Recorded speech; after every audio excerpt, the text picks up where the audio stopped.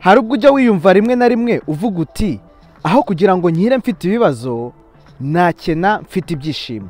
Muri video ya mbere twavuzemo abantu 5% bagera ku nzozi zabo babigambiriye, ariko hari n'abandi babigeraho batabigambiriye kubera yuko muri cya gihe habayeho ibibazo, hari umuntu uza akabaha ikindi gitekerezo cy'ibintu ashobora kuba bakora, ugasanga babikoze mu bintu bitajyanye n'ibyo bashakaga mu buzima bwabo.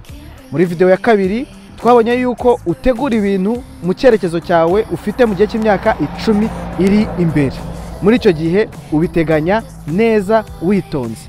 Video izakurikiraho muri iyi weekend izakubwira ukuntu ushobora kwiteganyiriza ibintu byawe ukazagera kuri bya bindi wifuza kandi bijyanye n'ubuzima bwawe, bijyanye n'uko wowe uteye n'imitekerereze yawe, bityo ntuzakire ufite ibibazo nk'ibyo ubona iruhande rwawe.